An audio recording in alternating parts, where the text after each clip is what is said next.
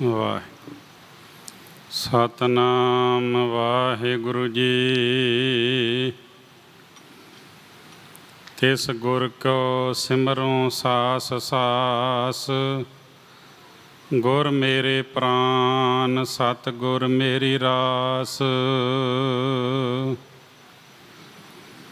ਤਿਸ ਗੁਰ ਕੇ ਗ੍ਰਹਿ ਪੀਸੋਂ ਨੀਤ, ਜਿਸ ਪ੍ਰਸਾਦ ਵੈਰੀ ਸਭ ਮੀਤ।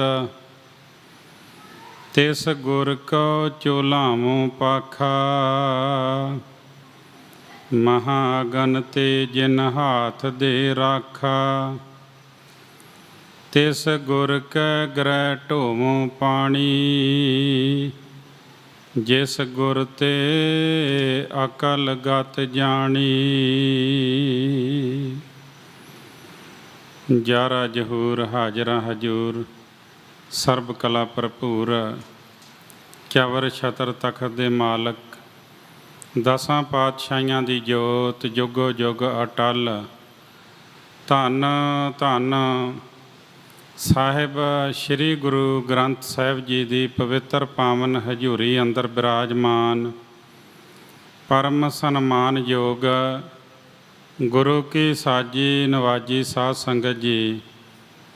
ਆਪ ਜੀ ਵਡਭਾਗੇ ਹੋ, ਗੁਰੂ ਸਾਹਿਬ ਜੀ ਦੀ ਪਾਵਨ ਹਜ਼ੂਰੀ ਅੰਦਰ ਬੈਠ ਕਰਕੇ ਗੁਰਬਾਣੀ ਦਾ ਰਸ ਭਿੰਨਾ ਕੀਰਤਨ ਸਰਵਣ ਕਰਦੇ ਹੋਏ ਆਪਣਾ ਜਨਮ ਸਫਲ ਬਣਾ ਰਹੇ ਹੋ।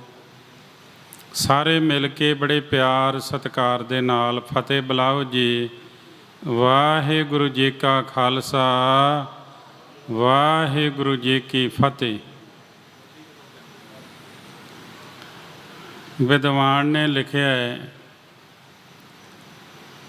ਕਿ ਜਦੋਂ ਸਿੱਖ ਨੂੰ ਫਤਿਹ ਬੁਲਾਉਂਦਾ ਹੈ, ਉਹਨਾਂ ਦੇ ਬੋਡੀ ਦੇ ਜਿਹੜੇ ਰੋਮ ਨੇ ਉਹ ਸਾਰੇ ਖੇੜੇ ਵਿੱਚ ਆ ਜਾਂਦੇ। 7 ਕਰੋੜ ਰੋਮਾਂ ਦੀ ਕੇਸਾਂ ਦੀ ਗੱਲ ਕੀਤੀ ਹੈ। ਉਸ ਵੇਲੇ ਜਿਹੜੇ ਬਚਨ ਕੀਤੇ ਨੇ, 4 ਮਿਲੇ 64 ਖਿਲੇ, ਮਿਲੇ 20 ਕਰ ਜੋਰ। ਗੁਰਸਿੱਖ ਕੋ ਗੁਰਸਿੱਖ ਮਿਲੈ, ਖਿਲੇ 7 ਕਰੋੜ।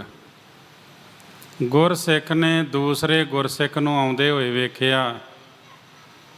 ਉਹ 2 ਹੀ ਜਾਣੇ ਸਨ, ਇੱਕ ਇੱਧਰੋਂ ਜਾ ਰਿਹਾ, ਇੱਕ ਸਾਹਮਣਿਓਂ ਆ ਰਿਹਾ। ਆਪਾਂ ਤਾਂ ਬੜੀ ਗਿਣਤੀ ਵਿੱਚ ਦਰਬਾਰ ਹਾਲ ਵਿੱਚ ਬੈਠੇ ਹੋਏ ਹਾਂ। ਦੋਵਾਂ ਦੇ ਨੇਤਰਾਂ ਵਿੱਚ ਨੇਤਰ ਪਏ ਤੇ 4 ਹੋ ਗਏ, 2 ਤੇ 2 4, 4 ਮਿਲੇ। ਆਪਸ ਵਿੱਚ ਨਿਗਾਹ ਪੈ ਗਈ। ਜਦੋਂ ਇੱਕ ਦੂਜੇ ਨੂੰ ਤੱਕਿਆ ਤੇ ਖੇੜਾ ਆ ਗਿਆ ਚਿਹਰੇ ਉੱਤੇ। 32 ਤੇ 32 ਦੋਵਾਂ ਜਾਣਿਆਂ ਦੇ 64 ਦੰਦ ਜਿਹੜੇ ਸਨ ਉਹ ਮੁਸਕਰਾਹਟ ਵਿੱਚ ਆ ਗਏ। ਫਿਰ 10 ਉਂਗਲਾਂ ਇੱਕ ਬੰਨਿਓ ਜੁੜੀਆਂ, ਦੋਵਾਂ ਹੱਥਾਂ ਦੀਆਂ 2 ਹੱਥ ਜੁੜ ਗਏ। 10 ਉਂਗਲਾਂ ਸਾਹਮਣੇ ਵਾਲੇ ਗੁਰਸਿੱਖ ਦੀਆਂ ਜੁੜੀਆਂ, ਮਿਲੇ 20 ਕਰ ਜੋਰ। ਇਸ ਤਰ੍ਹਾਂ ਦੋਵੇਂ ਹੱਥ ਜੋੜ ਕਰਕੇ ਉਹਨਾਂ ਨੇ ਫਤਿਹ ਬੁਲਾਈ। ਤੇ ਹੁਣ ਗੱਜ ਕੇ ਬੁਲਾਇਓ ਜੇ। ਕਹਿਣ ਲੱਗੇ, ਵਾਹਿਗੁਰੂ ਜੀ ਕਾ ਖਾਲਸਾ, ਵਾਹਿਗੁਰੂ ਜੀ ਕੀ ਫਤਿਹ। ਗੁਰਸਿੱਖ ਕੋ ਗੁਰਸਿੱਖ ਮਿਲੈ, ਖਿਲੇ 7 ਕਰੋੜ। 7 ਕਰੋੜ ਰੋਮ ਖੇੜੇ ਵਿੱਚ ਆ ਗਏ ਜਦੋਂ ਫਤਿਹ ਬੁਲਾਈ। ਤੇ ਫਤਿਹ ਹਮੇਸ਼ਾ ਗੱਜ ਕੇ ਬੁਲਾਇਆ ਕਰੋ। ਗੁਰੂ ਗੋਬਿੰਦ ਸਿੰਘ ਮਹਾਰਾਜ ਜੀ ਦੀ ਖੁਸ਼ੀ ਮਿਲਦੀ ਹੈ ਜਦੋਂ ਉਹਨਾਂ ਨੇ ਯੁੱਧ ਜਿੱਤਿਆ ਸੀ। ਇਹ ਗੱਲ ਨਹੀਂ ਕਹੀ ਕਿ ਸਾਡੀ ਫਤਿਹ ਹੋਈ ਹੈ। ਕਹਿਣ ਲੱਗੇ, ਭਾਈ ਜੀਤ ਮੇਰੀ ਕਿਰਪਾ ਕਾਲ ਤੇਰੀ। ਆਖਿਆ ਇਹ ਤੁਹਾਡੀ ਹੀ ਜਿੱਤ ਹੋਈ ਹੈ, ਕਿਉਂਕਿ ਤੁਹਾਡੀ ਕਿਰਪਾ ਨਾਲ ਹੋਈ ਹੈ। ਅੱਜ ਗੁਰਸਿੱਖ ਵੀਰਾਂ ਵੱਲੋਂ, ਸੰਗਤਾਂ ਵੱਲੋਂ ਖਾਲਸਾ ਸਾਜਨਾ ਦਿਵਸ ਨੂੰ ਸਮਰਪਿਤ ਦੀਵਾਨ ਸਜਾਏ ਹਨ। ਦਿੱਲੀ ਸੇ ਗੁਰਦੁਆਰਾ ਪ੍ਰਬੰਧਕ ਕਮੇਟੀ ਦੇ ਸਹਿਯੋਗ ਨਾਲ ਜੋ ਤਕਰੀਬਨ 11:15 ਵਜੇ ਤੱਕ ਦੀਵਾਨ ਸੱਜਣੇ ਹਨ। ਗੁਰੂ ਗੋਬਿੰਦ ਸਿੰਘ ਮਹਾਰਾਜ ਜੀ ਨੇ ਖਾਲਸਾ ਪੰਥ ਦੀ ਸਾਜਨਾ ਕੀਤੀ। ਭਾਈ ਜੈਤਾ ਜੀ ਨੂੰ ਪੁੱਛਿਆ ਵੀ ਦਿੱਲੀ ਵਿੱਚ ਕਿੰਨੇ ਕੁ ਸਿੱਖ ਸਨ ਜਿਨ੍ਹਾਂ ਨੇ ਅੱਗੇ ਹੋ ਕੇ ਹਾ ਦਾ ਨਾਅਰਾ ਮਾਰਿਆ।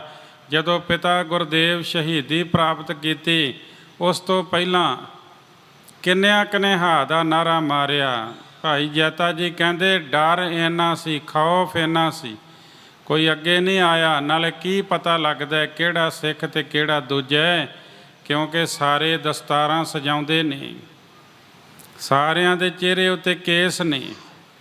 ਤੇ ਗੁਰੂ ਗੋਬਿੰਦ ਸਿੰਘ ਮਹਾਰਾਜ ਨੇ ਕਿਹਾ ਐਸਾ ਖਾਲਸਾ ਪੰਥ ਸਾਜਾਂਗਾ ਜਿਹੜਾ ਲੱਖਾਂ ਵਿੱਚ ਖੜਾ ਹੋਇਆ ਵੀ ਦੱਸੇ ਵੀ ਗੁਰੂ ਗੋਬਿੰਦ ਸਿੰਘ ਮਹਾਰਾਜ ਦਾ ਸਿੰਘ ਹੈ। ਉਸ ਵੇਲੇ ਬਚਨ ਕਹਿ ਭਾਈ ਜੈਤਿਆ, ਮੈਂ ਨਾਗਾਂ ਨੂੰ ਪਾਵਾਂਗਾ ਤੀਰਾਂ ਦੇ ਅੱਗੇ, ਮੈਂ ਬਿਜਲੀ ਨਚਾਵਾਂਗਾ ਸ਼ਮਸ਼ੀਰਾਂ ਦੇ ਅੱਗੇ, ਸਤਲੁਜ ਦੇ ਜਲ ਵਿੱਚ ਪਾ ਕੇ ਪਤਾਸੇ ਇਹਨਾਂ ਮੋਇਆਂ ਦੇ ਮੂੰਹ 'ਤੇ ਲਿਆਵਾਂਗਾ ਹਾਸੇ।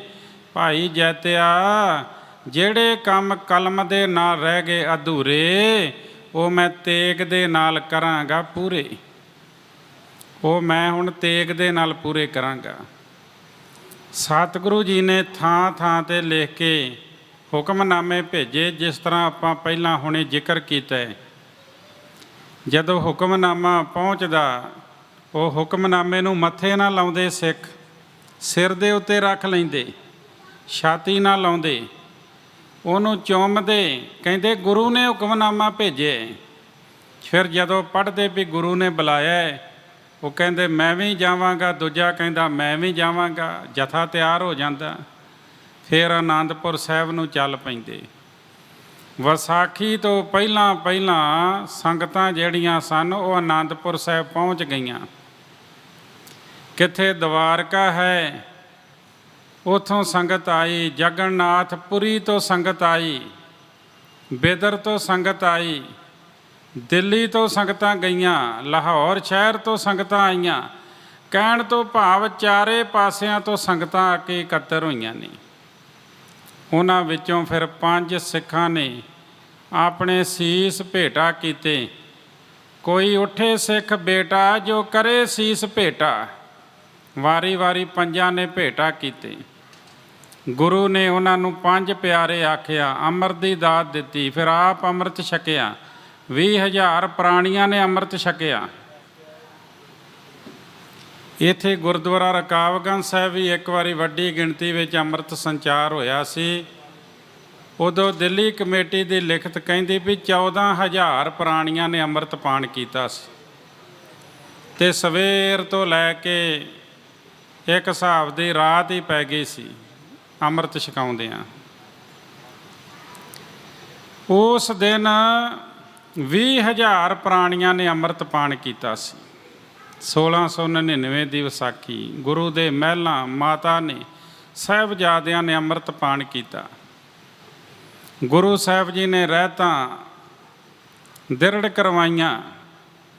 ਫਿਰ ਬੱਜਰ ਕਰੈਤਾ ਤੋਂ ਬਚ ਕੇ ਰਹਿਣ ਦੀ ਪ੍ਰੇਰਨਾ ਦਿੱਤੀ ਅਤੇ ਖਾਸ ਕਰਕੇ ਆਖਿਆ ਇਹ ਜਿਹੜੇ ਕੇਸ ਗੁਰੂ ਦੀ ਮੋਹਰ ਨੇ, ਇਹਨਾਂ ਦੀ ਬੇਅਦਬੀ ਨਹੀਂ ਕਰਨੀ, ਇਹਨਾਂ ਦੀ ਵੱਧ ਤੋਂ ਵੱਧ ਸੇਵਾ ਸੰਭਾਲ ਕਰਨੀ ਹੈ। ਅਤੇ ਨਾਲ ਜੋ ਰਹਿਤਨਾਮਿਆਂ ਦੇ ਬਚਨ ਹਨ, ਕੰਗਾ ਦੋਨੋਂ ਵਕਤ ਕਰ, ਪਾਗ ਚੁਨੇ ਘਰ ਬਾਂਧਈ, ਦਾਤਨ ਨੀਤ ਕਰੇ, ਨਾ ਦੁੱਖ ਪਾਵੈ ਲਾਲ ਜੀ। ਹੁਣ ਦਾਤਨ ਦੀ ਜਗ੍ਹਾ ਬੁਰਸ਼ ਆ ਗਏ ਨੇ। ਸ਼ਹਿਰਾਂ ਵਿੱਚ ਬਹੁ ਗਿਣਤੀ ਵਿੱਚ ਲੋਕ ਆਪਣਾ ਮੁੱਖ, ਦੰਦ ਜਿਹੜੇ ਨੇ ਬੁਰਸ਼ ਨਾਲ ਸਾਫ਼ ਕਰਦੇ ਨੇ। ਬੁਰਸ਼ ਕਰਦੇ ਹੋ, ਦਾਤਨ ਕਰਦੇ ਹੋ, ਰੋਜ਼ ਕਰਨਾ ਹੈ। ਜਿਹੜੇ ਮੁੱਖ ਨਾਲ ਬਾਣੀ ਪੜ੍ਹਨੀ ਉਹਨੂੰ ਸਾਫ਼ ਰੱਖਣਾ ਸਾਡਾ ਫਰਜ਼ ਬਣਦਾ ਹੈ। ਫਿਰ ਕੰਘਾ 2 ਵਾਰੀ ਰੋਜ਼ ਕਰਨਾ ਹੈ। ਦਸਤਾਰ ਜਿਹੜੀ ਹੈ ਉਹ ਰੋਜ਼ ਸਜਾਉਣੀ ਹੈ। ਆ 13 ਤਰੀਕ ਨੂੰ ਦਸਤਾਰ ਦਿਵਸ ਲੰਘ ਕੇ ਗਿਆ, ਸਿੱਖ ਦਸਤਾਰ ਦਿਵਸ। 2 ਵਾਰੀ ਕੰਘਾ ਕਰਨਾ ਹੈ ਤੇ ਦਸਤਾਰ ਜਦੋਂ ਵੀ ਸਜਾਉਣੀ, ਕੇਸਾਂ ਦੇ ਉੱਤੇ ਇੱਕ ਇੱਕ ਪੇਜ ਕਰਕੇ ਉਤਾਰਨੀ ਹੈ। ਬਾਸੀ ਦਸਤਾਰ ਨਹੀਂ ਰੱਖਣੀ, ਨੰਗੇ ਸਿਰ ਬਾਹਰ ਨਹੀਂ ਫਿਰਨਾ ਸਿੱਖ ਨੇ, ਨੰਗੇ ਸਿਰ ਭੋਜਨ ਨਹੀਂ ਛਕਣਾ ਸਿੱਖ ਨੇ। ਘਰ ਵਿੱਚ ਰਹਿੰਦਿਆਂ ਛੋਟੀ ਦਸਤਾਰ ਸਜਾਉਣੀ ਹੈ। ਬਾਹਰ ਜਦੋਂ ਆਪਾਂ ਗੁਰੂ ਘਰ ਆਉਣੇ, ਖਾਸ ਕਰਕੇ ਜਦੋਂ ਗੁਰੂ ਘਰ ਆਉਣੇ ਨਾ, ਉਦੋਂ ਸੋਹਣੀ ਦਸਤਾਰ ਸਜਾਉਣੀ ਹੈ। ਗੁਰੂ ਸਾਹਿਬ ਜੀ ਨੇ ਆਖਿਆ, ਜੋ ਹਮਰੀ ਫੁਨ ਰਹਿਤ ਸੋ ਰਾਖੇ, ਜਿਹੜਾ ਮੇਰੀ ਦੱਸੀ ਹੋਈ ਰਹਿਤ ਮਰਿਆਦਾ ਦੀ ਪਾਲਣਾ ਕਰੇਗਾ, ਗੁਰਬਾਣੀ ਰਸ ਨਿਤ ਉੱਠ ਚਾਖੈ। ਗੁਰਬਾਣੀ ਦਾ ਰਸ ਚਖਣ ਤੋਂ ਭਾਵ ਹੈ ਰੋਜ਼ ਸਵੇਰੇ ਅੰਮ੍ਰਿਤ ਵੇਲੇ ਇਸ਼ਨਾਨ ਕਰਕੇ ਮੂਲ ਮੰਤਰ ਗੁਰਮੰਤਰ ਦਾ ਜਾਪ ਕਰਕੇ ਨਿਤਨੇਮ ਕਰਨਾ, ਜਿਹੜਾ ਰੋਜ਼ ਕਰਦਾ। ਮੈਂ ਤਿਨ ਕੇ ਸਦ ਬਣੋ ਸਹਾਇਕ, ਮੈਂ ਸਦਾ ਉਹਨਾਂ ਦੇ ਅੰਗ ਸੰਗ ਸਹਾਈ ਹੋਵਾਂਗਾ ਜਿਹੜੇ ਅੰਮ੍ਰਿਤ ਵੇਲਾ ਸੰਭਾਲਣਗੇ, ਜਿਹੜੇ ਗੁਰਬਾਣੀ ਦਾ ਰਸ ਚੱਖਣਗੇ। ਦੁੱਖ ਰੋਗ ਤਿਨ ਕੇ ਸਭ ਘਾਇਕ, ਉਹਨਾਂ ਦੇ ਦੁੱਖ ਰੋਗ ਵੀ ਦੂਰ ਹੋਣਗੇ। ਤੇ ਅਸੀਂ ਬਾਣੀ ਪੜ੍ਹਦੇ, ਦੁੱਖ ਰੋਗ ਸੰਤਾਪ ਉਤਰੇ, ਸੁਣੀ ਸੱਚੀ ਬਾਣੀ। ਬਾਣੀ ਨੂੰ ਸੁਣਨ ਦੇ ਨਾਲ ਦੁੱਖ ਰੋਗ ਦੂਰ ਹੋ ਜਾਂਦੇ ਨੇ। ਤੇ ਗੁਰੂ ਸਾਹਿਬ ਨੇ ਕਿਹਾ, ਉਹਦੇ ਦੁੱਖ ਦੂਰ ਹੋਣਗੇ, ਮੈਂ ਉਹਦੀ ਸਹਾਇਤਾ ਕਰਾਂਗਾ ਜਿਹੜਾ ਮੇਰੀ ਰਹਿਤ ਮਰਿਆਦਾ ਦੀ ਪਾਲਣਾ ਕਰੇਗਾ, ਅੰਮ੍ਰਿਤ ਵੇਲੇ ਉੱਠ ਕੇ ਨਿਤਨੇਮ ਦੇ ਨਾਲ ਜੁੜੇਗਾ, ਗੁਰਬਾਣੀ ਪੜ੍ਹੇਗਾ। ਮੈਂ ਤੇ ਬੇਨਤੀ ਕਰਦਾ ਹੁੰਨਾ ਵੀ ਘੱਟ ਤੋਂ ਘੱਟ ਕਹਿ ਰਹੇ ਵੀ ਆਪਣੇ ਜੀਵਨ ਵਿੱਚ ਇੱਕ ਵਾਰੀ ਤਾਂ ਸਹਿਜ ਪਾਠ ਕੀਤਾ ਜਾਵੇ ਨਾ। ਚਲੋ ਵੱਧ ਬਾਣੀ ਨਹੀਂ ਪੜ੍ਹਨੀ, ਇੱਕ ਸਹਿਜ ਪਾਠ ਹਰ ਇੱਕ ਸਿੱਖ ਜ਼ਰੂਰ ਕਰੇ। ਜਦੋਂ ਸੰਸਾਰ ਤੋਂ ਚਲੇ ਜਾਂਦਾ ਪ੍ਰਾਣੀ, ਤੇ ਫਿਰ ਆਪਾਂ ਉਹਦੇ ਨਿਮਿਤ ਅਰਦਾਸ ਕਰਦੇ ਵੀ ਇਹਨੂੰ ਚਰਨਾਂ ਵਿੱਚ ਨਿਵਾਸ ਬਖਸ਼ਿਓ। ਤੇ ਗੁਰੂ ਇਹ ਗੱਲ ਨਹੀਂ ਕਹੇਗਾ ਵੀ ਮੇਰੇ ਸਾਰੇ ਦਰਸ਼ਨ ਤੇ ਇਹਨੇ ਕੀਤੇ ਨਹੀਂ, ਜਿਉਂਦੇ ਜਿਉਂ। ਜਿਸ ਵਾਸਤੇ ਸੰਸਾਰ ਵਿੱਚ ਆਇਆ, ਭਈ ਪ੍ਰਾਪਤ ਮਨੁੱਖ ਦੇ ਹੁਰੀਆ, ਗੋਬਿੰਦ ਮਿਲਣ ਕੀ ਇਹ ਤੇਰੀ ਬਰੀਆ, ਅਵਰ ਕਾਜ ਤੇਰੇ ਕਿਤੇ ਨਾ ਕਾਮ, ਮਿਲ ਸਾਧ ਸੰਗਤ ਭਜ ਕੇਵਲ ਨਾਮ। ਤੇ ਸਤ ਸੰਗਤ ਵਿੱਚ ਬਹਿ ਕੇ ਜਪਣਾ ਚਾਹੀਦਾ, ਸਤਨਾਮ ਸ੍ਰੀ ਵਾਹਿਗੁਰੂ। ਵੱਧ ਫਲ ਮਿਲਦਾ ਹੈ। ਇਕੱਲੇ ਵੀ ਜਪੋ, ਪਰ ਜਦੋਂ ਸੰਗਤ ਵਿੱਚ ਮੌਕਾ ਮਿਲੇ ਇੱਥੇ ਬਹਿ ਕੇ ਵੀ ਰੱਬ ਦਾ ਨਾਂ ਲਓ। ਗੁਰੂ ਸਾਹਿਬ ਜੀ, ਧੰਨ ਸ਼੍ਰੀ ਗੁਰੂ ਗੋਬਿੰਦ ਸਿੰਘ ਮਹਾਰਾਜ ਜੀ, ਉਹ ਕਹਿੰਦੇ, ਜਾਗਤ ਜੋਤ ਜਪੈ ਨਿਸਬਾਸਰ, ਏਕ ਬਿਨਾਨੈ ਏਕ ਪਛਾਨੈ। ਇੱਕ ਅਕਾਲ ਪੁਰਖ ਨੂੰ ਜਪਣਾ ਹੈ, ਇੱਕ ਅਕਾਲ ਪੁਰਖ ਦੇ ਨਾਲ ਸਾਂਝ ਪਾਉਣੀ ਹੈ, ਇੱਕ ਅਕਾਲ ਪੁਰਖ ਦੀ ਪੂਜਾ ਕਰਨੀ ਹੈ, ਹੋਰ ਕੋਈ ਪੂਜਾ ਨਹੀਂ ਕਰਨੀ। ਕਿਉਂਕਿ ਪੂਜਾ ਅਕਾਲ ਕੀ। ਤੇ ਪੂਜਾ ਕਿੱਦਾਂ ਕਰਨੀ ਹੈ? ਕੋਈ ਦੀਵੇ ਜਗਾ ਕੇ ਜਾਂ ਧੂਫਾਂ ਦਿਖਾ ਕੇ ਨਹੀਂ, ਕੁਝ ਵੀ ਨਹੀਂ ਚਾਹੀਦਾ। ਪੂਜਾ ਅਕਾਲ ਪੁਰਖ ਦੀ ਓਨਾ ਚਿਰ ਹੋ ਹੀ ਨਹੀਂ ਸਕਦੀ ਜਿੰਨਾ ਚਿਰ ਨਾਮ ਨਾ ਜਪਿਆ ਜਾਵੇ। ਗੁਰਬਾਣੀ ਆਖਦੀ, ਪੂਜਾ ਕੀਚੈ ਨਾਮ ਧਿਆਈਐ, ਵਿਣ ਨਾਵੈ ਪੂਜ ਨਾ ਹੋਏ। ਨਾਮ ਤੋਂ ਬਿਨਾਂ ਪਰਮਾਤਮਾ ਦੀ ਪੂਜਾ ਨਹੀਂ ਹੋ ਸਕਦੀ। ਤੁਸੀਂ ਕੁਝ ਵੀ ਨਾ ਕਰੋ, ਰੱਬ ਦਾ ਨਾਮ ਜਪ ਲਓ ਤੇ ਰੱਬ ਦੀ ਪੂਜਾ ਹੋ ਗਈ। ਆਖੋ ਸਤਨਾਮ ਸ੍ਰੀ ਵਾਹਿਗੁਰੂ। ਇਸ ਤਰੀਕੇ ਨਾਲ ਰੱਬ ਨੂੰ ਯਾਦ ਕਰਦੇ ਰਹਿਣਾ, ਪਰਮਾਤਮਾ ਦਾ ਨਾਮ ਜਪਣਾ। ਹਾਥ ਪਾਉ ਕਰ ਕਾਮ ਸਭ, ਚੀਤ ਨਿਰੰਜਨ ਨਾਲ। ਹੱਥਾਂ ਪੈਰਾਂ ਦੇ ਨਾਲ ਕੰਮ ਕਾਰ ਕਰਨਾ ਤੇ ਚਿੱਤ ਪਰਮਾਤਮਾ ਨਾਲ ਜੋੜ ਕੇ ਰੱਖਣਾ। ਉਸ ਪਰਮਾਤਮਾ ਦੀ ਯਾਦ ਨੂੰ ਆਪਣੇ ਹਿਰਦੇ ਵਿੱਚ ਵਸਾ ਕੇ ਰੱਖਣਾ ਹੈ। पूर्ण प्रेम प्रतीत सजै, व्रत गोर मड़ी मट भूल न मानै। अंदर परमात्मा का प्रेम होना चाहिए, परमात्मा ते भरोसा होना चाहिए। जे प्रीत करनी है तो रब दे नाल कर, आ दुनियावी पदार्थां दे नाल प्रीत करेगा ये बिनसनहार ने, ते रब अविनाशी है, ते रब दे नाल प्रीत कर, गुरु दे नाल प्रीत कर। भगत ने कह दिता, साजी प्रीत हम तुम स्यों जोरी, तुम स्यों जोर अवर संग तोरी। रब दे नाल प्रीत जिहड़ी है वो सच्ची प्रीत है, ते रब दे नाल प्रीत करे, रब दे नाल प्रेम करे, रब ते भरोसा करे, आ मड़ियां मसाणा नूं ना मन्ने। श्री गुरु ग्रंथ साहिब महाराज तो बिना होर किते मत्था ना टेके, मठां नूं मड़ियां नूं अपना सिर ना झुकावे।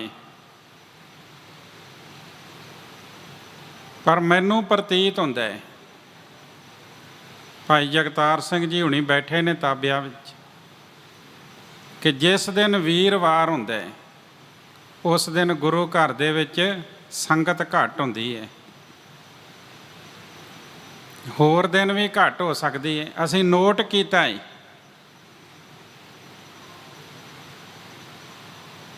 कि इस दिन संगत क्यों घट है, फिर होर किते मत्था टेकन दा सबब बनता है। गुरु ने आख्या मड़ियां मसाणा नूं मठां नूं नहीं मनना,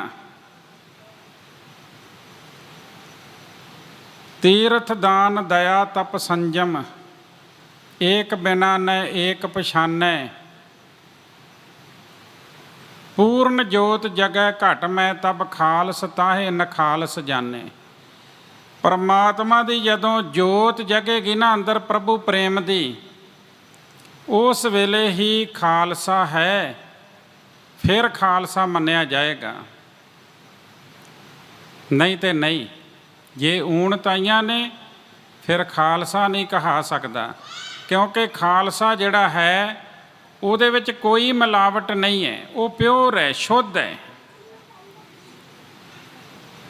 ते गुरु साहब जी ने सानू खालसा बनाया, खालसे नूं साज के आख्या, खालसा अज तेरा प्रगट होने का दिहाड़ा तो है, पर तेरा मरण दिन किसी दिन भी नहीं आएगा।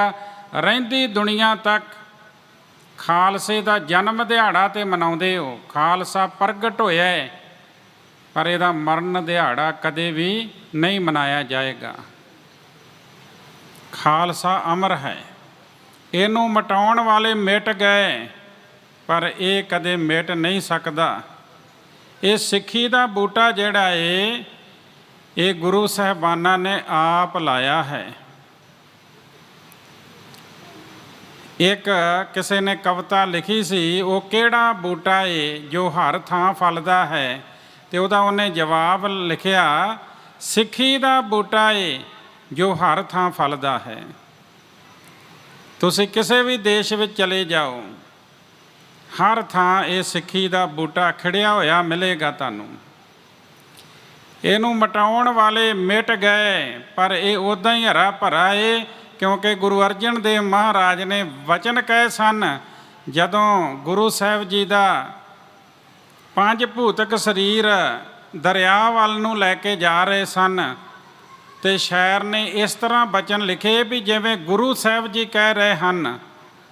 किसी ने आख्या सिੱਖੀ का बूटा सुक गया, कुमला गया, तो गुरु साहिब ने आख्या नहीं, ये कुमला नहीं सकता, ये सुक नहीं सकता।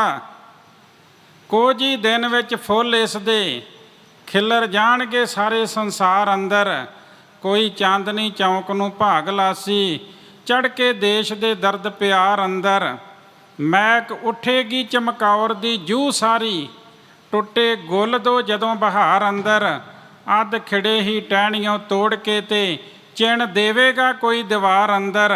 लागे खिजा ने इस दे ढुकना नहीं, औड़ लगी ते इसने सुकना नहीं, क्योंकि खून शहीदां दा ਮੁੱਕਣਾ ਨਹੀਂ। ਜਿਹੜਾ ਬੂਟਾ ਗੁਰੂ ਸਾਹਿਬਾਨ ਨੇ ਲਾਇਆ ਉਹ ਕਦੇ ਸੁੱਕ ਨਹੀਂ ਸਕਦਾ, ਉਹ ਕੁਮਲਾ ਨਹੀਂ ਸਕਦਾ। ਨਾ ਉਹਦੇ 'ਤੇ ਗਰਮੀ ਦਾ ਅਸਰ ਅਤੇ ਨਾ ਸਰਦੀ ਦਾ ਅਸਰ ਹੈ। ਗੁਰੂ ਗੋਬਿੰਦ ਸਿੰਘ ਮਹਾਰਾਜ ਨੇ ਜਿਹੜੀ ਮਰਿਆਦਾ ਦਿੱਤੀ, ਉਸ ਮਰਿਆਦਾ ਵਿੱਚ ਰਹਿ ਕੇ ਗੁਰੂ ਦੀਆਂ ਖੁਸ਼ੀਆਂ ਲਈਏ। ਉਹਨਾਂ ਆਖਿਆ ਕਿ ਜਿਹੜਾ ਇਸ ਮਰਿਆਦਾ ਨੂੰ ਪਾਲੇਗਾ ਮੈਂ ਉਹਦੇ ਅੰਗ ਸੰਗ ਸਹਾਈ ਹੋਵਾਂਗਾ। ਇਸ ਮਰਿਆਦਾ ਨੂੰ ਪਾਲਣ ਵਾਲੇ ਜਿਹੜੇ ਸਾਡੇ ਵਡੇਰੇ ਸਨ, ਉਹਨਾਂ ਦਾ ਨਾਂ ਵੀ ਇਤਿਹਾਸ ਵਿੱਚ ਸਦਾ ਰਹੇਗਾ।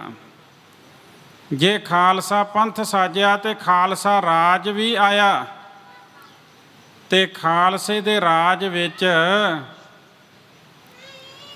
ਕਦੇ ਵੀ ਕਿਸੇ ਨਾਲ ਵਧੀਕੀ ਨਹੀਂ ਸੀ ਹੋਈ। ਇਖਲਾਕ ਉੱਚਾ ਸੀ ਖਾਲਸੇ ਦਾ। ਖਾਲਸੇ ਨੂੰ ਗਰੀਬ ਪਰਵਰੀ ਬਣਾਇਆ, ਦੂਜਿਆਂ ਦੀ ਮਦਦ ਕਰਨ ਵਾਲਾ ਬਣਾਇਆ। ਐਵੇਂ ਨਹੀਂ ਕੋਈ ਵੀ ਬਿਪਤਾ ਆਵੇ ਤੇ ਸਿੰਘ ਜਾ ਕੇ ਲੰਗਰ ਲਗਾ ਦਿੰਦੇ ਨੇ। ਇਹ ਗੁਰੂ ਸਾਹਿਬ ਨੇ ਕਿਰਪਾ ਕੀਤੀ ਹੈ। ਖਾਲਸੇ ਨੂੰ ਬਣਾਇਆ ਹੀ ਐਸਾ ਹੈ। ਚਾਹੇ ਪਿੱਛੇ ਕਰੋਨਾ ਦੀ ਗੱਲ ਕਰੀਏ ਤੇ ਆ ਪਿਛਲੇ ਸਾਲ ਦੀ ਗੱਲ ਕਰੀਏ, ਲੰਗਰ ਤੇ ਲਗਾਉਂਦੇ ਹੀ ਸਨ, ਪਰ ਕਿਸੇ ਵੇਲੇ ਆਕਸੀਜਨ ਦੀ ਲੋੜ ਪੈ ਗਈ ਤੇ ਲੋਕਾਂ ਨੇ ਸਿਲੰਡਰਾਂ ਦੇ ਰੇਟ ਵਧਾ ਦਿੱਤੇ, ਡਬਲ ਰੇਟ ਕਰ ਦਿੱਤੇ, ਤੇ ਖਾਲਸੇ ਨੇ ਆਕਸੀਜਨ ਦਾ ਵੀ ਲੰਗਰ ਲਾ ਦਿੱਤਾ। ਆਖੋ ਸਤਿਨਾਮ ਸ੍ਰੀ ਵਾਹਿਗੁਰੂ। ਇਹ ਇਤਿਹਾਸ ਲਿਖਿਆ ਜਾਏਗਾ। ਉਹਨਾਂ ਦਾ ਨਾਮ ਵੀ ਲੈਣਗੇ ਲੋਕ ਜਿਨ੍ਹਾਂ ਨੇ ਇਹ ਲੰਗਰ ਲਗਾਏ, ਤੇ ਉਹਨਾਂ ਨੂੰ ਵੀ ਯਾਦ ਕਰਿਆ ਕਰਨਗੇ ਜਿਨ੍ਹਾਂ ਨੇ ਡਬਲ ਰੇਟ 'ਤੇ ਸਿਲੰਡਰ ਦਿੱਤੇ। ਇਹ ਪੋਜ਼ੀਟਿਵ ਤੇ ਨੈਗੇਟਿਵ ਨਾਲ ਨਾਲ ਚੱਲਣਗੇ। ਹੱਦ ਹੋ ਗਈ ਹੈ। ਉਧਰ ਆਦਮੀ ਮਰ ਰਹੇ ਨੇ ਤੇ ਉਹ ਆਪਣੇ ਬਿਜ਼ਨਸ ਵਿੱਚ ਵਾਧਾ ਕਰ ਰਹੇ। ਉਹ ਕਹਿੰਦਾ ਡਬਲ ਰੇਟ 'ਤੇ ਸਿਲੰਡਰ ਮਿਲੇਗਾ, ਪਰ ਗੁਰੂ ਦਾ ਖਾਲਸਾ ਕਹਿੰਦਾ ਫ੍ਰੀ ਲੈ ਜਾਓ, ਪਰ ਖਾਲੀ ਸਿਲੰਡਰ ਜ਼ਰੂਰ ਲੈ ਕੇ ਆਓ। ਖਾਲੀ ਦੇ ਜਾਓ ਤੇ ਭਰਿਆ ਲੈ ਜਾਓ। ਐਸਾ ਖਾਲਸਾ ਬਣਾਇਆ। ਮਹਾਰਾਜਾ ਰਣਜੀਤ ਸਿੰਘ ਦਾ ਰਾਜ ਹੈ, ਤੇ ਮਹਾਰਾਜੇ ਨੇ ਆਪਣਾ ਭੰਡਾਰਾ ਖੋਲ੍ਹ ਦਿੱਤਾ। ਆਖਿਆ ਜਿੰਨੀ ਕਣਕ ਕਿਸੇ ਤੋਂ ਪਾਈ ਜਾਂਦੀ ਹੈ ਉਹ ਪੰਡ ਬੰਨ੍ਹ ਕੇ ਲੈ ਜਾਓ। ਤੇ ਇੱਕ ਬਜ਼ੁਰਗ ਨੇ ਵੱਡੀ ਪੰਡ ਪਾ ਲਈ, ਉਹਦੇ ਤੋਂ ਚੁੱਕੀ ਨਾ ਜਾਵੇ। ਤੇ ਮਹਾਰਾਜਾ ਰਣਜੀਤ ਸਿੰਘ ਨੇ ਦੇਖਿਆ ਵੀ ਬਜ਼ੁਰਗ ਤੋਂ ਪੰਡ ਨਹੀਂ ਚੁੱਕੀ ਜਾਂਦੀ। ਉਹਨਾਂ ਨੇ ਆਪਣਾ ਮੂੰਹ ਵਲੇਟ ਕੇ, ਚਾਦਰ ਨਾਲ ਮੂੰਹ ਢੱਕ ਕੇ, ਭੇਸ ਵਟਾ ਕੇ ਆਖਿਆ ਬਾਬਾ ਜੀ ਲਿਆਓ, ਮੈਂ ਤੁਹਾਡੀ ਪੰਡ ਤੁਹਾਡੇ ਘਰ ਛੱਡ ਕੇ ਆਉਣਾ। ਜਦੋਂ ਘਰ ਜਾ ਕੇ ਪੰਡ ਸੁੱਟੀ ਤੇ ਵਾਪਸ ਮੁੜਨ ਲੱਗਾ, ਉਸ ਬਜ਼ੁਰਗ ਨੇ ਆਖਿਆ ਨੌਜਵਾਨਾ, ਤੂੰ ਮੇਰਾ ਮਨ ਮੋਹ ਲਿਆ, ਤੂੰ ਮੇਰਾ ਮਨ ਜਿੱਤ ਲਿਆ, ਤੇ ਮੇਰਾ ਮਨ ਕਹਿੰਦਾ ਵੀ ਇੱਕ ਵਾਰੀ ਮੈਨੂੰ ਆਪਣੇ ਦਰਸ਼ਨ ਦੇ। ਆ ਪਰਦਾ ਪਰੇ ਕਰ। ਜਦੋਂ ਪਰਦਾ ਹਟਾਇਆ ਤੇ ਮਹਾਰਾਜਾ ਰਣਜੀਤ ਸਿੰਘ ਨਜ਼ਰ ਆਇਆ। ਕਹਿਣ ਲੱਗਾ ਮਹਾਰਾਜਾ ਰਣਜੀਤ ਸਿੰਘ ਆਪ ਆਏ? ਕਹਿੰਦੇ ਗੁਰੂ ਗੋਬਿੰਦ ਸਿੰਘ ਮਹਾਰਾਜ ਦਾ, ਗੁਰੂ ਨਾਨਕ ਦੇ ਦਰ ਦਾ ਸੇਵਕ ਹਾਂ। ਪਹਿਲਾਂ ਮੈਂ ਸੇਵਕ ਹਾਂ ਤੇ ਫਿਰ ਮੈਂ ਮਹਾਰਾਜਾ ਹਾਂ। ਪਹਿਲਾਂ ਸੇਵਕ ਹਾਂ ਤੇ ਫਿਰ ਮਹਾਰਾਜਾ ਹਾਂ। ਤੇ ਉਸ ਵੇਲੇ ਆਖਿਆ ਸੀ ਕਿ ਕਾਬਲ ਤੇ ਕੰਧਾਰ ਤੱਕ ਮੈਂ ਪਾਉਂਦਾ ਹੂਕਰ ਹਾਂ, ਪਰਜਾ ਦਾ ਸੇਵਕ ਹਾਂ, ਗੁਰੂ ਨਾਨਕ ਦੇ ਦਰ ਦਾ ਕੂਕਰ ਹਾਂ। ਮੈਂ ਤੇ ਗੁਰੂ ਦੇ ਨਾਨਕ ਦੇ ਦਰ ਦਾ ਕੁੱਤਾ ਵਾਂ। ਮੈਂ ਉਹਦੇ ਦਰ ਦਾ ਕੂਕਰ, ਉਹਦੇ ਦਰ ਦਾ ਸੇਵਕ ਹਾਂ। ਤੇ ਪਹਿਲਾਂ ਮੈਂ ਸੇਵਕ ਤੇ ਫਿਰ ਮੈਂ ਮਹਾਰਾਜਾ। ਬਾਪੂ ਜੀ ਕਹਿਣ ਲੱਗੇ ਤੁਹਾਡੀ ਪੱਗ ਖਰਾਬ ਹੋ ਗਈ। ਕਹਿਣ ਲੱਗੇ ਬਾਪੂ ਜੀ ਪੱਗਾਂ ਤੇ ਹੋਰ ਵੀ ਬੰਨ੍ਹ ਲਾਂਗੇ, ਪਰ ਜੇ ਮੇਰੇ ਰਾਜ ਵਿੱਚ ਤੇਰੇ ਵਰਗੇ ਬਜ਼ੁਰਗ ਦੁਖੀ ਹੋਣ ਤੇ ਮੈਂ ਇਹੋ ਜਿਹੇ ਰਾਜ ਨੂੰ ਕੀ ਕਰਨਾ। ਰਾਜ ਉਹ ਚੰਗਾ ਜਿਹਦੇ ਵਿੱਚ ਪਰਜਾ ਖੁਸ਼ ਹੋਵੇ। ਆਖੋ ਸਤਨਾਮ ਸ੍ਰੀ ਵਾਹਿਗੁਰੂ। ਗੁਰੂ ਗੋਬਿੰਦ ਸਿੰਘ ਮਹਾਰਾਜ ਨੇ ਖਾਲਸਾ ਪੰਥ ਸਾਜਿਆ ਤੇ ਇਹ ਖਾਲਸਾ ਗਰੀਬ ਪਰਵਰੀ ਬਣਾਇਆ, ਦੂਜਿਆਂ ਦੀ ਮਦਦ ਕਰਨ ਵਾਲਾ ਬਣਾਇਆ। ਹਮਲਾਵਰ ਆਉਂਦੇ ਸਨ ਹਿੰਦੁਸਤਾਨ ਦੇ ਵਿੱਚ, ਖਜ਼ਾਨੇ ਲੁੱਟ ਕੇ ਲੈ ਜਾਂਦੇ ਸਨ, ਧੀਆਂ ਭੈਣਾਂ ਨੂੰ ਨਾਲ ਬੰਦੀ ਬਣਾ ਕੇ ਲੈ ਜਾਂਦੇ ਸਨ। ਤੇ ਜੇ ਉਹਨਾਂ ਨੂੰ ਰੋਕਿਆ, ਗੁਰੂ ਦੇ ਖਾਲਸੇ ਨੇ ਰੋਕਿਆ। ਉਹਨਾਂ ਧੀਆਂ ਭੈਣਾਂ ਨੂੰ ਉਹਨਾਂ ਤੋਂ ਛਡਾ ਕੇ ਘਰੋਂ ਘਰੀ ਬਾ ਇੱਜ਼ਤ ਪਹੁੰਚਾਉਣਾ ਕੀਤਾ। ਤੇ ਉਸ ਵੇਲੇ ਇੰਨਾ ਵਿਸ਼ਵਾਸ, ਇੰਨਾ ਯਕੀਨ ਬਣ ਗਿਆ ਸੀ ਕਿ ਜਿਸ ਪਿੰਡ ਦੇ ਬਾਰ-ਬਾਰ ਖਾਲਸੇ ਜਾ ਕੇ ਆਪਣੇ ਤੰਬੂ ਲਾ ਲੈਂਦੇ ਸਨ, ਉਸ ਪਿੰਡ ਦੇ ਵਿੱਚ ਹਰ ਮਾਂ ਆਪਣੀ ਬੱਚੀ ਨੂੰ ਕਹਿੰਦੀ ਸੀ, ਅੱਜ ਭਾਵੇਂ ਦਰਵਾਜ਼ੇ ਖੁੱਲ੍ਹੇ ਛੱਡ ਕੇ ਸੌਂ ਜਾ, ਅੱਜ ਕੋਈ ਡਰ ਨਹੀਂ। ਉਹ ਕਹਿੰਦੀ ਸੀ, ਮਾਂ ਜੀ ਅੱਜ ਕਿਉਂ ਦਰਵਾਜ਼ਾ ਖੁੱਲ੍ਹਾ ਛੱਡਣਾ ਹੈ? ਤੇ ਅੱਗੋਂ ਜਵਾਬ ਆਉਂਦਾ ਸੀ, ਅੱਜ ਆਪਣੇ ਨਗਰ ਵਿੱਚ ਗੁਰੂ ਕਾ ਖਾਲਸਾ ਹੈ, ਗੁਰੂ ਦਾ ਖਾਲਸਾ ਹੈ, ਅੱਜ ਆਪਾਂ ਨੂੰ ਕੋਈ ਡਰ ਨਹੀਂ ਹੈ, ਕਿਉਂਕਿ ਆਪਣੇ ਨਗਰ ਵਿੱਚ ਖਾਲਸਾ ਆਇਆ ਹੈ। ਇਹ ਉੱਚੇ ਕਿਰਦਾਰਾਂ ਵਾਲੇ। ਤੇ ਮੈਂ ਹਰੀ ਸਿੰਘ ਨਲੂਏ ਦੀ ਗੱਲ ਕਰਕੇ ਫਿਰ ਫਤਿਹ ਬੁਲਾਉਣੀ ਹੈ, ਕਿਉਂਕਿ ਖਾਲਸਾ ਸਾਜਨਾ ਦਿਵਸ ਮਨਾ ਰਹੇ ਆਪਾਂ। ਬੀਬੀ ਬਾਨੋ ਉਹ ਆਪਣੇ ਭਰਾਵਾਂ ਦੇ ਨਾਲ ਜਿੱਦ ਕਰਕੇ ਕਹਿੰਦੀ ਵੀ ਮੈਂ ਹਰੀ ਸਿੰਘ ਨਲੂਏ ਦੇ ਦਰਸ਼ਨ ਕਰਨੇ ਨੇ। ਮੁਹੰਮਦ ਦੋਸਤ ਖਾਂ ਵਰਗਿਆਂ ਨੂੰ ਜਦੋਂ ਹਾਰ ਦੇ ਦਿੱਤੀ ਹਰੀ ਸਿੰਘ ਨਲੂਏ ਨੇ, ਉਹ ਘਰਾਂ ਵਿੱਚ ਬੈਠੇ ਵੀ ਕੰਬਦੇ ਨੇ।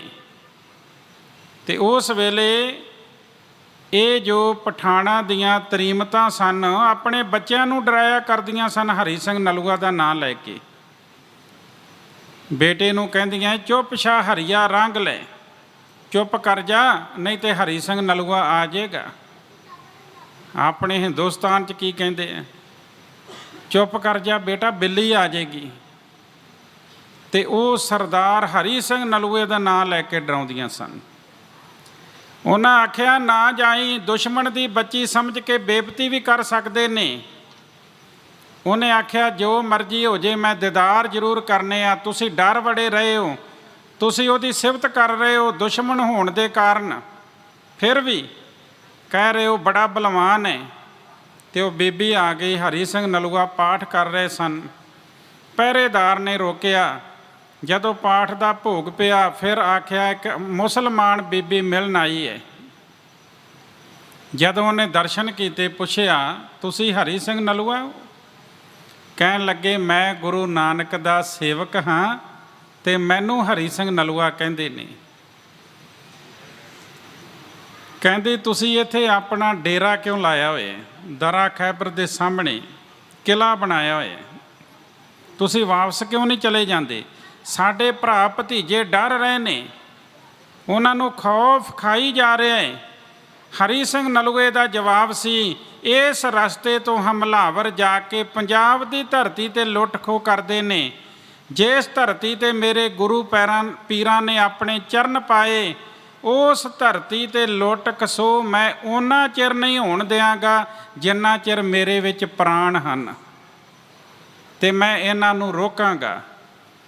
ਅਖੀਰ ਬੀਬੀ ਗੱਲਾਂ ਕਰਦੀ ਕਰਦੀ ਕਹਿਣ ਲੱਗੀ, ਮੈਂ ਚਾਹੁੰਦੀ ਐ ਮੇਰੀ ਕੁੱਖ ਤੋਂ ਤੁਹਾਡੇ ਵਰਗਾ ਪੁੱਤਰ ਪੈਦਾ ਹੋਵੇ। ਹਰੀ ਸਿੰਘ ਨਲੂਏ ਦੇ ਨੇਤਰ ਲਾਲ ਹੋ ਗਏ।